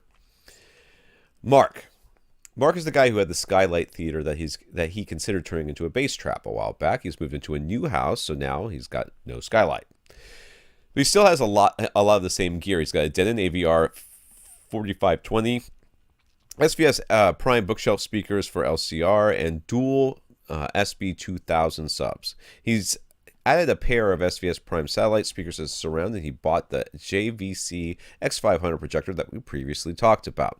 He's using a 120-inch silver ticket screen with Velcro masking that he made himself so he can have the 3 screen sizes he wanted, and he sits 10.5 feet away. It's all working very nicely. His new room is 15 feet square. It's 15 feet square. Okay. Okay. The ceiling is sloped, so it's 8 feet 4 inches at the front where the screen is, and 7 feet at the back behind the seats. There's a pocket door on the left that leads to a bathroom, a regular door on the right that goes to the hallway, and a small walk-in closet on the left at the back of the room. There's also a beam running from left to right just in front of his seats overhead. It's a 6-inch square. Everything's square in this room, and his split air conditioning unit is mounted up pretty high. High, pretty much directly to the right of his seats. So we'll be seeing some pictures here. Looks like he's got in the front left corner there. He's got a subwoofer with a panel on top of it. Yep. Straddling the corner, he's got his front speakers to the sides and below his screen, which I guess that's the masking. That's the masking that he made himself. Is pretty cool. I like that. It's pretty cool. And he's got another tri-trap, it looks like, in the right corner there. Yeah, he hasn't like mounted anything to this new room yet, so everything's just kind of on the floor, sitting on top of the sub, that type of stuff. That's not the permanent arrangement for anyone who might be wondering. Looks like on the right wall there, he's got where he's going to put his panels up. He's got this AC unit that's kind of hanging down. I had one like that. Those are pretty nice. He's got a nice little shelf for his projector in the back. Again, he's got some panel. It's got a panel back there, but nothing directly behind the couch, it looks like. There's some room between the back of the couch and the wall where there is also a shelving unit back there, but it's probably the same height or lower than the couch. On the left side, we can see the walk-in closet with the glass or the mirrored doors. And is that the gear in there? That's his AV receiver and his source in there, so it's in the closet. Okay. Don't leave him in there too long. All right. Surround speakers. Directly to the left is the closet door with the sliding mirrors. Directly to his right is the air conditioning unit. He could mount a speaker above the closet door and below the air conditioning unit. There's really no way to mount them both at the same height. For the moment, he's settled on putting the 2 surround speakers in the 2 rear corners. Do we see better positioning options, or should he go for the mismatched heights so the speakers can be directly to his size? I like where they are now, to be honest. Okay. Stands are an option that you have not considered. But if I don't think, like, usually I'd be like, oh, just put them wherever and they'll be fine. But this is really different. Like, one's going to be very low and one's going to be very high. Not very low, but considerably lower. I mean, lower enough that I think that you're going to notice. I mean, there is enough room you could actually have them, like, in front of the seats. Like, not drastically in front, but just in front of the closet door. I don't approve of that. Neither do, which is why I'm kind of like, I think you actually actually picked a pretty good spot right If now. you can't put them on stands to the sides of your couch, then I think that this is the next best option. Yeah. So what about surround back speakers? Should he add them? He just put them on the low bookshelf that's behind the seats. He already has a pair of old JBL speakers that he could use. Okay, so you've already got speakers, and you're asking us if you could put them back there. We're not the boss of you. You could do what you want. So I would try it out. I don't think you're going to find much benefit. They're going to be too close to your other speakers. When I had speakers that close to each other from the surround backs to the side, especially since you have them right there in those corners, I found that they were the surround backs actually sort of messed up the surround experience for me. So I found that it was detrimental. But you've got the speakers. We're talking like, $10 of speaker wire, just to test it out. Yeah, You've plus your probably already equipment got is that closer to the back of the room anyway, so yeah, I would try it. Yeah, temporarily. Yeah, to me, absolutely, it's an experiment to run. I wouldn't anticipate surround backs being hugely beneficial in this setup. I agree they might actually be slightly detrimental. They're pretty close to the back of your seats there. Yeah, and your surround speakers are already behind your seating position. So I wouldn't anticipate a huge benefit, but why not give it a try? It's not going to hurt anything to do it temporarily. Yeah. So since the room is pretty much a perfect square, he's been leaving the closet door open. He's able to keep his gear in there, so that's nice. But he's wondering if he should put a whole bunch of insulation in there and basically turn it into a gigantic bass trap. Would that be worthwhile? This dude loves to shove insulation in things. He likes the idea of a big bass trap somewhere. There's no reason. Okay, first of all, I would, not only would I, but I did when I had doors in my home theater. First of all, how are these doors not shaking and bugging you? Because they should be. If not, then what are your subwoofers doing that is just so wrong? Because they should be able to rock this place, and those doors should shake and rattle and be irritating. I would take the doors off and put them in storage someplace. And then, yeah, why not? I would. You do seem to have some closets here, so maybe you can't do that, and that's fine too. But if it's going to be nothing but AV gear in there, take the doors off, put up some curtains over this thing, some nice whatever curtains, and so that you can close the thing off. And then sure, why not throw some bass trapping in there? I've got a tri-trap in my little closet. It's just sitting back there because where else is it going to be? I had no other corners for it, so I put it back there. And I see no reason why you can't do that. Yeah, similar to the stairwell earlier, sound is going to be bouncing around in there. Yeah. So if you can just knock down that bouncing around by putting some insulation in there, and it doesn't have to look pretty, if you put a little curtain up just to cover the opening, that's acoustically transparent but visually opaque. Yeah, I'd absolutely you don't have to fill the thing with insulation. Let's not go absolutely insane. But yeah, just some loose insulation in that closet for sure. Yeah. So he already has 7 absorption panels, and they're all 2 foot by 4 foot and 2 inches thick. He made them himself, and he's happy to make more, including thicker ones for better bass trapping. He's trying to figure out the best places to put them, though. He isn't opposed to putting panels on the ceiling. He'd be fine with straddling in either corners, too. One catches that the pocket door to the bathroom and the regular door to the hallway are basically right at the first reflection points. He could mount a panel on the regular door, but the pocket door is a challenge. Would it be bad to have absorption on one side and not the other? What are overall suggestions for panel placement? Well, first of all, as we look around this room, we can already kind of see your panel placement, and with the only exception being that you don't have one right in that space between the 2 windows behind your head, where I think you could maybe put one back there. I think your panel placement looks pretty dang good, dude. I would definitely. I mean, the more corners you can straddle, the better off you'd be. Now, what you're talking about here is these first reflection points is an issue. I would not do one and not the other. And if there's no reason you can't do both, and you do both by having your panels movable and on a stand of some sort. Right, freestanding. And by doing that, you're going to have this room's going to be, I don't think you need that really add that much more, especially if you put like a big old giant bass trap in that closet there. Yeah, once again, you don't want to go much beyond 30 to 40% of the total surface area covered in absorption. It starts to sound too dead if you go beyond that. Yeah.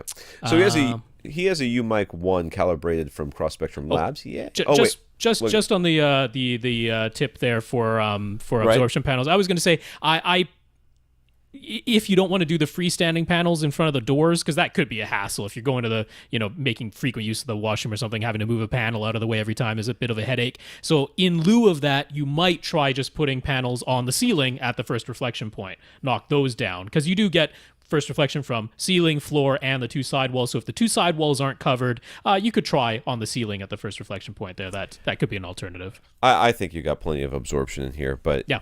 Either way, I'm not super worried about it, but yeah, you could try that.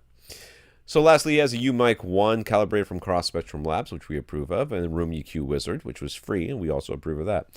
How can he use these tools to help him optimize his panel placement? He wants to figure out what size, thickness, and placement he needs. So how can measurements help him determine what to build and where to put them? Unfortunately, your room dimensions and what's going on in your room is more going to dictate where you can put stuff, as you're clearly seeing. You want about, and I don't know that you need to use a Room EQ Wizard in the UMic 1 to measure. What you can do is you can take everything out, or most of it out, measure a room, put some stuff in, measure a room again, and see how much better it got. And what you want to be looking at are the waterfall plots, right. Which is showing the decay times in your room. Yeah.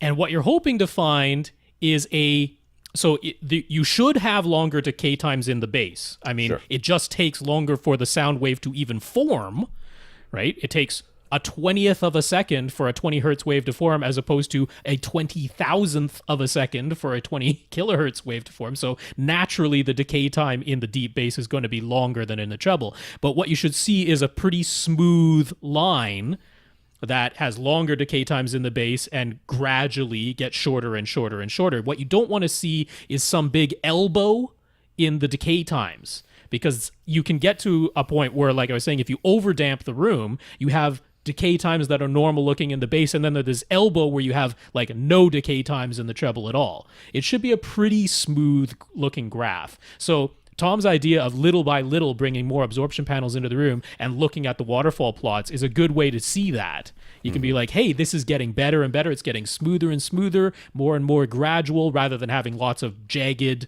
some things that are resonating longer than they should be, or a line that stays pretty flat or even goes up in the treble. You don't want that. So yeah, as you can see this smooth graph in the decay times forming, that's what you're aiming for. All right,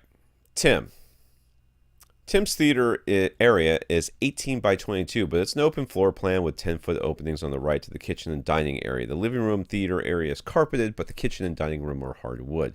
There are windows on the left and the fireplace at the front on the right. So at the moment, he's using a single SVS PB1000, which is obviously probably inadequate for this room.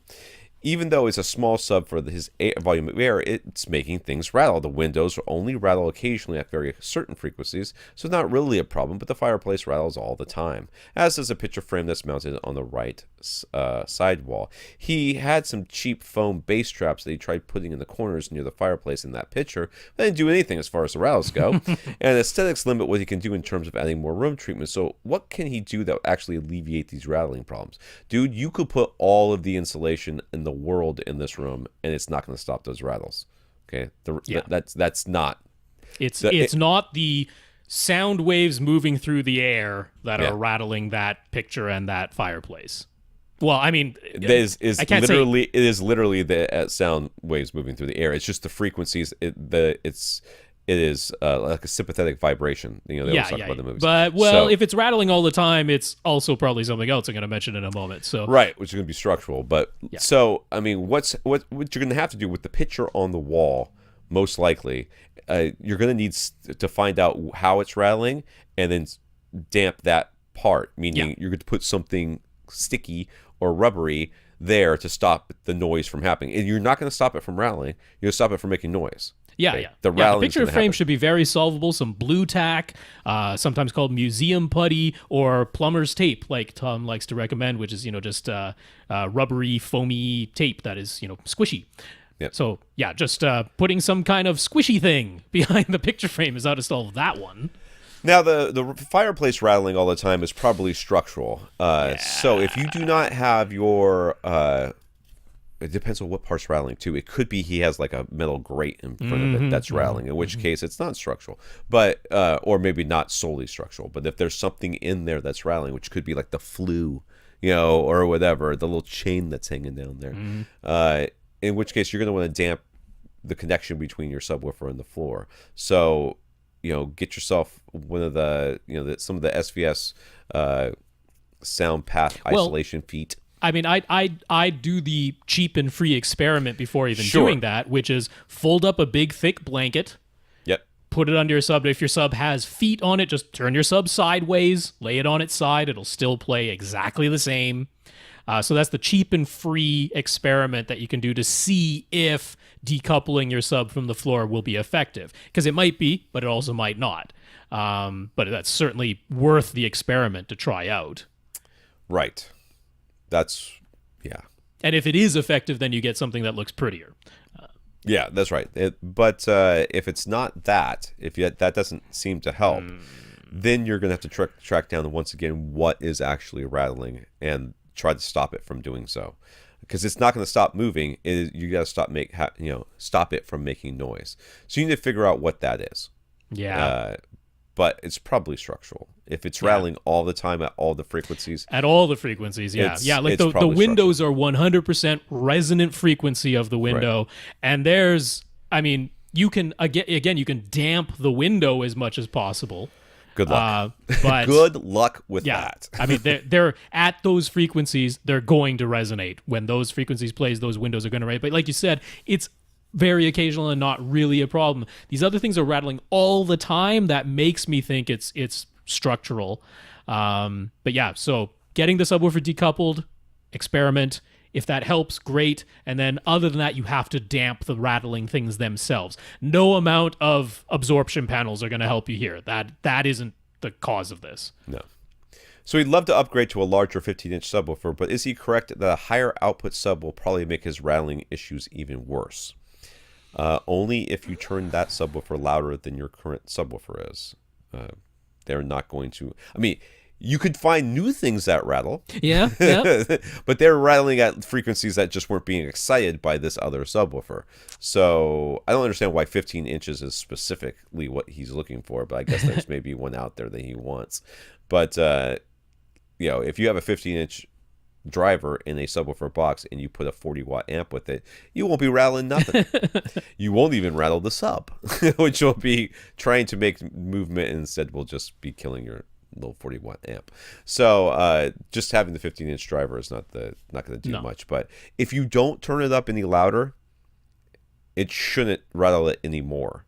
But the idea, if it is structural and the new one is like more stable, more inert, has better damped feet already built in, it might actually be better than the current situation. Yeah, and if you've got spikes on your subwoofer. Well, it's a PB1000, so I don't think that comes right. with spikes. Right, it should be just the flat feet.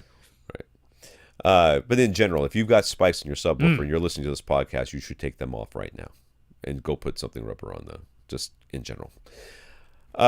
His current AV receiver has LAC Multi-Q XT. Would upgrade to a model with Multi-Q XT32 and Sub-EQ HT help as far as the rattles go? Nope.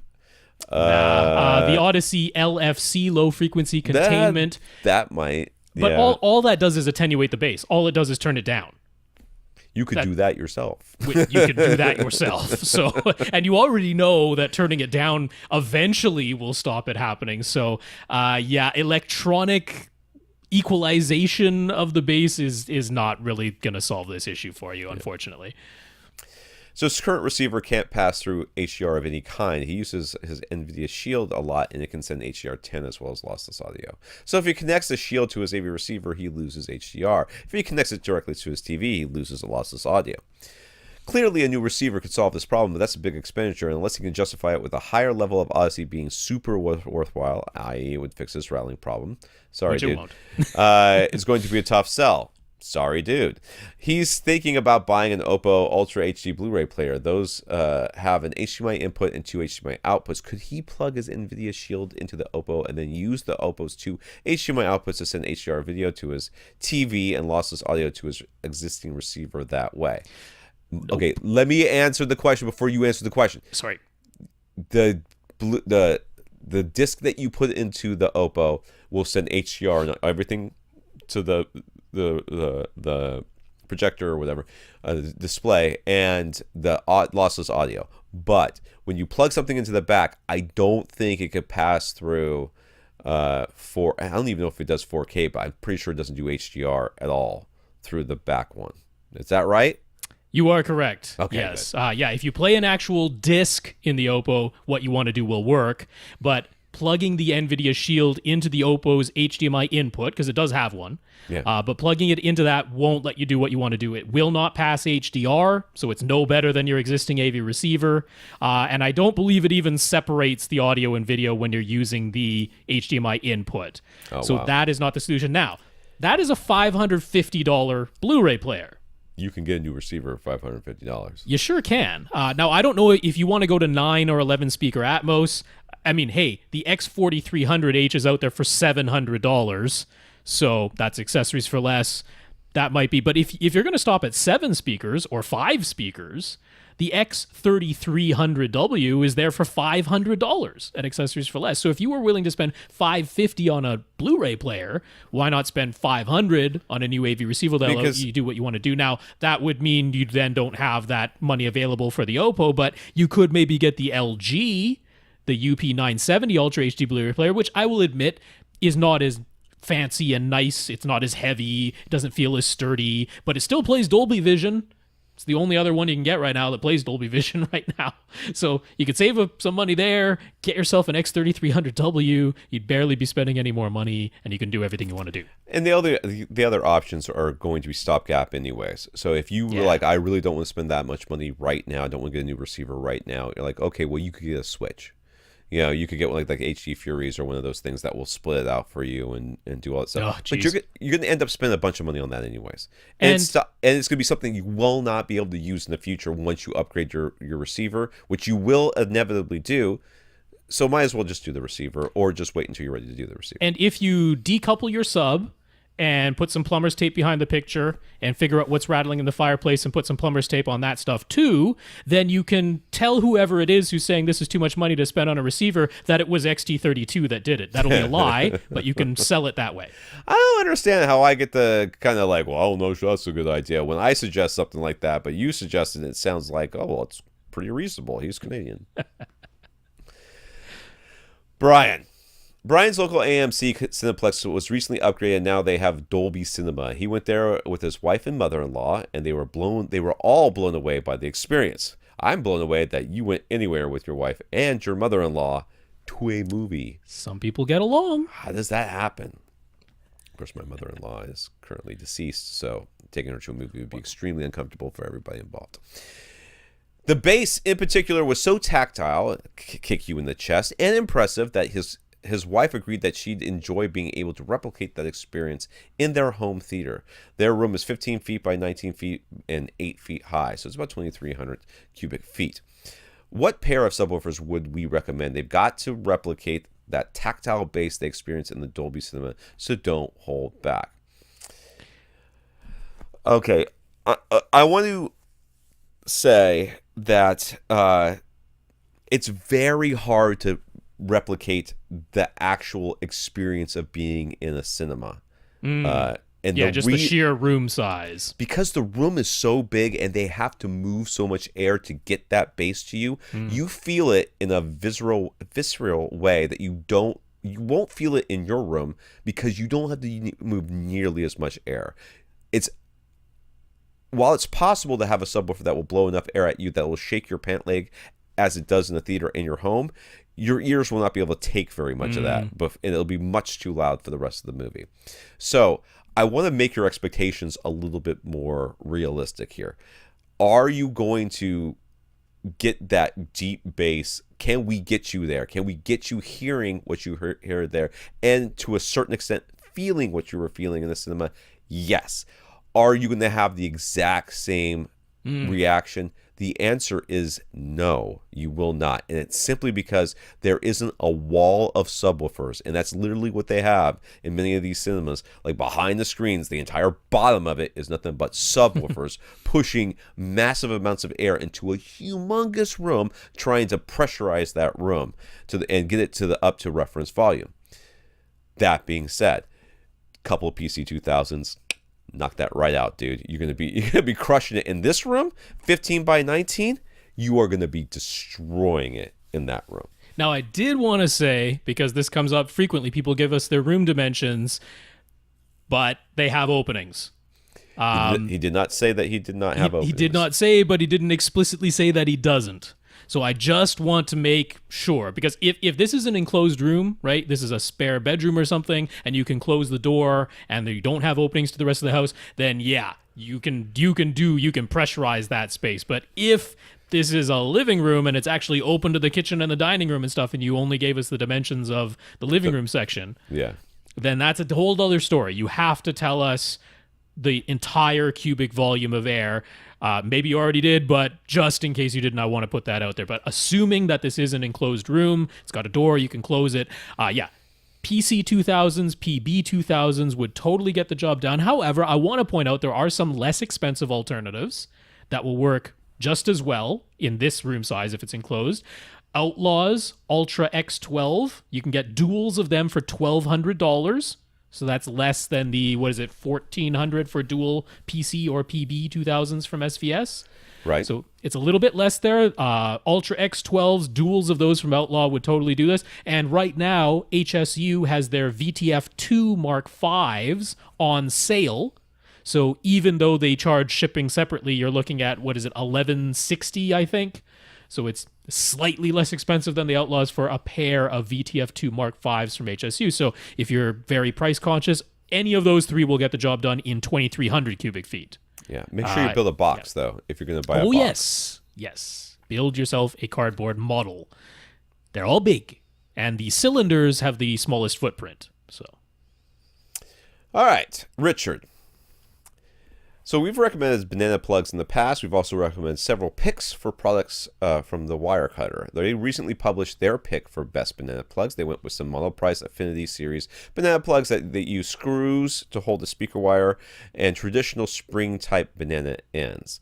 They didn't include either of our current recommendations in their testing at all. No locking banana plugs of any kind, in fact. And they did include the Sewell deadbolts that Rob recommended in the past, but not the strike model that Rob has been. Whatever. Sewell. It's just a stupid word. It's got too many E's that Rob has recommended lately. So what do we think of their pick and comments about the other banana plugs that they tried? Don't care. I mean, really, what it comes down to is that their pick is fine. And I actually used that. Their second pick I've used, and I flat out hate. Okay, their backup cheap one, it's basically got like a inside. Okay, what it's got is as you screw off the bottom, inside there's like a little wobbling piece of gold plated copper crap that kind of backs off. You stick the wire in and you screw it in from the back side. You tighten it back up. I have had those things, and then the wire is kind of coming up at an angle into the so it's perpendicular. It's going in perpendicular to the thing. I hate those. Those have loosened up on me and the wire has fallen out more times than once. I would not recommend those at all. I mean, I know they're very easy to install and you'll need a tool, but dude, it's a screwdriver. It's not that hard. It's not brain surgery here. That is a terrible. That I do not agree with that one. But their other one was fine. I got no problems with the other one. Yeah, a Wirecutter always includes value for money very highly in their pick. That's a big important thing because they're trying to hit the broadest mass appeal that they can. So if there's something that's very inexpensive that gets the job done nicely, that's the one they're going to go for. Yeah. And so, I mean, the pick that they chose, the monoprice Affinity, I mean, the only reason I'm not a big fan of ones that hold the wire in with screws is that it just takes a little longer to do the installation. Now, if you're most people, you're going to do it once, so that's totally fine. The reason I like the strike ones is because they're super fast to install. There's no screws or anything. You shove the speaker wire in there, you splay it a tiny bit, and then there's actually this big wedge of metal in the other side on the Sewell Strike ones. You just clamp it down and you're done. It's as fast as possible. The deadbolts, I didn't agree with their criticism of the deadbolts. I know exactly what happened there, because they're like, if you have some really thick speaker wire, with the deadbolts, you unscrew them, you put the speaker wire up through the bottom, you splay it out at the top, and then when you tighten the part down, it bends the splayed out wire around the inner barrel and tightens down. Well, if you put a little bit too much length, it becomes very hard to screw in the top. You have to get just the right amount of length. If you do, it just folds over the top. As you splay it out, just folds over the top of the inner barrel, and it screws down just fine, however thick the speaker wire is. So I feel like this conversation is getting us to the point where we might get an explicit rating on this one. This is a lot of talk of length and splaying and stuff. I am it's visibly all uncomfortable over here. Speaker wire. I feel like this is a euphemism for something, Rob. I don't know why you had to bring your baggage onto this podcast, but okay, just the right length. Got it. You gotta know how to handle your wire is what you're saying. And if you don't know how to handle your wire just right, someone's gonna get hurt. Don't want to splay too much of that. Don't oversplay. It's just wire splaying is what this is. It's like mansplaining, but it's wire splaining. But I agree with Tom that locking banana plugs offer an entirely different feature that wasn't tested whatsoever in any of these. So I still like our picks. Now, they didn't even test either of our current picks, so how can they even say? And that's fine. You know what? There's a lot of them out there, and it's fine. I found the ones I liked that worked. Rob found the ones that worked for him, and these guys found the ones that they liked that worked for them. Yep. I'm okay with all of them. I'm not okay with that one. Yeah, the cheap pick, I also, I wouldn't go. I've used those in the past. Not a fan. Not a fan of those. But other than that, I'm okay. Wire splaining. Never going to be able to look at speaker wire the same again after this conversation. Rob over there. You just got to put the tip in. All right. Jim noticed that you can look at the results tab after running Odyssey, and it shows graphs for each of your speaker channels, but doesn't show a graph for the subwoofer output. Why not? Are you using Multi-QXT? Because if you are, then it doesn't do anything to the subwoofer channel. So there's that. No, that'd be 2EQ. 2EQ was the only one that didn't do anything. It didn't do anything. I mean, no, 2EQ didn't touch the subwoofer channel at all. That, but I didn't think everything above that does. I didn't think XT did much of the subwoofer channel either. No, XT does quite a bit. No, Multi-Q does the sub. Multi-Q XT added more filters to the bass section, and XT32 added more filters to everything. Those do the subs. I'm not 100% sure why not, but I suspect it's because people are going to look at the results and they're going to say, okay, I see a bunch of boosting and cutting in my speakers, and I pretty much only see cutting going on in my sub. Why are you making my sub quieter, Odyssey? Why would you do that? I swore I didn't have a chance to look at it beforehand, but I swore I've seen graphs, but I guess I hadn't. It's the speakers. Yeah, it shows you graphs for all the speakers. And he's right. It doesn't show you one for the sub, which does strike us a little bit odd. I do agree. But if I'm only guessing, maybe we should try and get in touch with Chris directly and get an answer. I'm not completely sure, but I would suspect it's because maybe too many people misread the graph. Sure. Let's go with that. Too much information. Man, does that happen. Also, the other thing I will say is that where that results is most useful is when you actually want to use the manual EQ.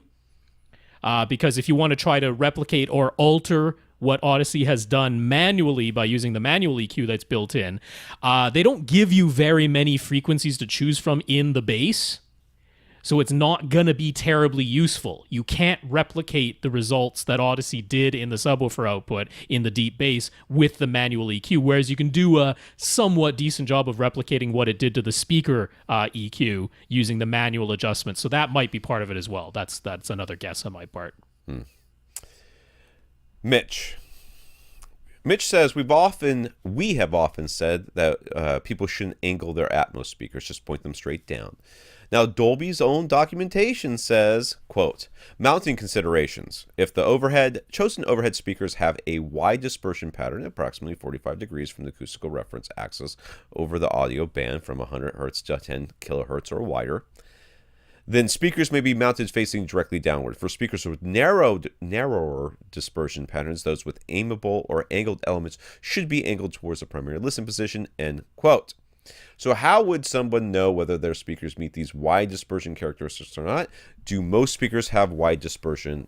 Do most speakers have dispersions that wide? 45 degrees from the acoustic reference axis over the audio band, but from whatever to whatever. From 100 to 10 kilohertz, so not all the way out to 20 kilohertz. That's an important detail as well. Yeah, because once you get up that high, it starts beaming anyway, so that's you have right. an awfully hard time doing that. I would say that most ceiling speakers that are designed for being in the ceiling, most ceiling speakers have wide dispersion because that's the whole idea of putting a speaker in the ceiling. You don't want to have narrow dispersion in the ceiling. You want to have wide dispersion. Mm-hmm. So by design, speaker designers are now, if you take a speaker that was not designed for that sort of application, like a bookshelf or a satellite speaker, maybe you might not have that exact amount, but I would say, this is 45 degrees. That's not that far. Right. I mean, we're not talking like 60 degrees or 90 degrees off axis. We're talking 45 degrees. And are they talking about off axis or 45 degrees total? Because 45 degrees total, it's only half of that off axis. I've heard 45 off axis. That's the way I've usually heard it described, meaning the total spread would be 90 degrees. Yeah. I say that most speakers fall close enough to 40. To 45 most degrees. Traditional in-ceiling speakers certainly would. Well, I'm saying most speakers, and even especially most satellite. Speakers in general. Yeah, most speakers in general, and satellite speakers in general as well are going to fall into that because they're meant to have slightly wider dispersions. Now, you might find like a bookshelf speaker or something that is traditionally not used on the ceiling or as a surround. That one might not. But I would argue, who cares?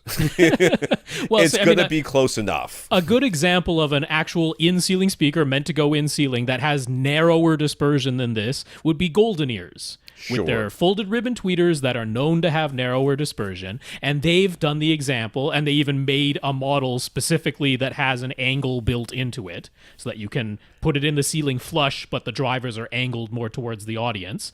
They did that exactly for this reason, and Dolby mentioned this sort of thing exactly for that sort of speaker. If you know it has narrower dispersion, then yeah, go ahead and angle it towards the audience because you don't want terrible off-axis response reaching your audience. That's not the goal. But right. Most speakers have pretty wide dispersion, especially when you're only talking between 100 to 10 kilohertz, not the full up to 20 kilohertz thing. So our advice still stands. Most of the time, just aim them straight down because most speakers do. Now, how could you tell? Pretty simple. Play the speaker, play pink noise, just the test tone that comes out of your AV receiver. Get up close to it, get yourself within a foot of that. So this could be before you install it in the ceiling or mount it on the ceiling. Get yourself up close to it and move yourself to either side and up and down. And you'll be able to hear when the treble really significantly rolls off. Not talking about like, does it sound a little bit different? No. Not We're talking about like significant. It needs to sound really different. So, and you're going to find that's way further than 45 degrees. You'll find a lot of speakers you can get 60, 70 degrees to either side before that really happens. So then they can do this 45 thing, no problem. So he asked, what about in-ceiling versus on-ceiling and the difference in height that creates? If a speaker is lower and closer to the audience, wouldn't it benefit more from being angled? The dude wants to angle his speaker. I know. Lots of people do. Lots of people just want to angle their speakers. Or they have the aimable tweeter in the built-in thing, and they want blanket statement. We give you permission to angle your speakers. Okay? Feel free. You're going to ruin it for everybody else in the room, but who cares? You want to angle your speakers. So that's fine. All right, but we're talking. How low are these things hanging? Are they like a foot and a half off the ceiling? I mean, well then, yeah, maybe you have to have even wider than 45, but not by much. Yeah, And I mean, what Dolby's saying is take this 45, so straight down, there it is, and then 45 degrees in every direction from there. yeah, If you're within the big fat cone that which is creates, very big and fat if you're on the ceiling. Even if you're mounted on the ceiling instead of in the ceiling, you're maybe an extra couple inches down. How much difference do you think that makes? Not a lot. yeah. So as long as you're within the big fat cone, that's it. I mean, if angling it, you're still within the big fat cone, all of your seats, then great. Go ahead and angle it. Just try to stay within the big fat cone. All right, how many more questions do we have? Goes up to 16, but some of these are short, so whatever you want to do. I want to go to sleep. I am exhausted, but we will do maybe one or two more, and then we are out. I think that's done. Yeah. Jason. Jason's room is small. He says 15 by 14 by 8. Doesn't say if there's any doors. But Openings, he is running a 5.1 system. What type of surrounds would we recommend? Bipole, dipole, or monopole? Not dipole. I would monopole or dipole. I'm sorry, bipole. Bipole would be the two we would recommend in general. Mm-hmm. But right now, my recommendation more often leans towards monopole because later on, if you decide to go with Atmos, you're going to end up with some bipole speakers that aren't optimal for Atmos. So monopole. That's where I stand. It's easier. It'll work just fine for whatever you want to do. If you get different speakers in the future and you want to move things around, monopoles work in any position. And show me a speaker brand that doesn't make a monopole bookshelf speaker or satellite speaker. That's pretty rare for anything you'd be using for home theater. So yeah, I wouldn't say you got to go looking for somebody who makes bipoles. Don't go for dipoles anymore. That's really not what I would recommend. So yeah, monopoles is easy. Just use those. Luke. So first up, Luke wanted to let us know that he had indeed set his Yamaha RX A2050 receiver to output left and right subwoofers because that's what he has. Yeah. So he tried our advice of setting it to mono subwoofer output, and it sounds so much better. So he says thank you for that. I think I was here for that question. You were here for that one, yep. All right, he's running a 7.2.2 Atmos configuration with top middle speakers. He'd like to add 2 more overhead speakers to make it a 7.2.4 configuration, but doesn't see any option to do that on his RX A2050. Is he just overlooking something? I have no clue. Is it that it doesn't do it, or is it that he's got to get rid of the 7 so that he can run 5 and then he can do 4 up top? Well, the answer is the A2050 maxes out at 9 speakers. So you got to get rid of the surround backs if you want to do top fronts. Right. So if you want 4 overheads, you can have 4 overheads, but you can only then have 5 quote-unquote ear-level speakers. You can't do 7.2.4 with the A2050. 9 speakers maximum. So yeah, you'd have to, literally, in your case, you'd have to buy a different receiver to do 7.2.4. It's unfortunate, but yeah, it's just a limitation of the thing. 9 speakers max, that's what it is. And last but not least, Dan. This comes from Twitter. He asks, I guess in 2 separate tweets, how can you tell if your AV receiver supports HDR10 and Dolby Vision? I am guessing Rob's going to tell you a list that exists on the internet because we certainly aren't going to maintain that for you. Nope. Over on AVS Forum, Scott Wilkinson is doing a great job of keeping a list of all the devices that support Dolby Vision. So he's got a big list of AV receivers. So first of all, we'll have this in the show notes, avrant.com for this episode. We'll have the link to that list. If you just want to look up on Google, if you just put in AVS Forum Dolby Vision Home, right? You put in those words, it'll be the first result. Okay. Dolby Vision at Home is the name of the article. So yeah, what I will say, we've heard now from Market Accessories for Less, and actually Richard Gunther over at the Digital Media Zone, he got in touch directly with some folks at Pioneer, and they're like, yeah, we're working on adding Dolby Vision to some Pioneer receivers that aren't presently in that AVS Forum list. So it seems like that is a thing that is happening, and it makes sense. They're wholly owned by Onkyo now. Onkyo's little bit older models are getting the Dolby Vision update, they've said. So yeah, other than that slight omission, it's a very comprehensive list that Scott Wilkinson's put together. Okay, and lastly, he asks, what looks better, 1080p, Blu-ray, or streaming 4K? Mm-hmm. How good's your connection? And is that 4K with HDR or 4K without HDR? Yeah, there's a lot of options there. And how good is the Blu-ray you're looking at too? Because frankly, I love Dread, the movie Dread. I love it. There's some absolutely horrendous scenes in there where it's just grainy and awful, and clearly they were like, we should reshoot this. We do not have any more money to reshoot. That's right. We no out. time, no money, didn't have the cameras on hand, whatever it was. Right, whatever it was, it looks, some of it looks like I swear some of it looks like they shot it with an iPhone. But in the low light, it's just so bad. But there's also an option here. So which looks better? Depends. All things being equal, best of all worlds. I think if it depends, it would then depend on how close you sit to the screen. But if you get streaming 4K with HDR, that should, and you've got the bandwidth for it, and it's a really good, source and all that. I think that should look better. Yeah, to me, HDR is a pretty big deal in this. If it's 4K with HDR, I'd probably favor that even over the Blu-ray. But if it's 4K without HDR, personally, most of the time, I'll probably end up preferring the Blu-ray. Now, you got to consider the Blu-ray probably is between 30 and 40 megabits per second. Yeah. Although that is H.264 compression. Yeah. Right. The 4K streaming, though, most of those movies they're still about like maybe in total 5 or 6 gigabytes for the whole darn movie in 4K resolution. Now, yes, that's better compression, H.265 compression, but man, oh man, are they compressing the heck out of those streaming things in the 4K resolution. So I still think it looks pretty darn good, but overall, even though it's technically higher resolution, I usually favor the 1080p Blu-ray unless HDR is there.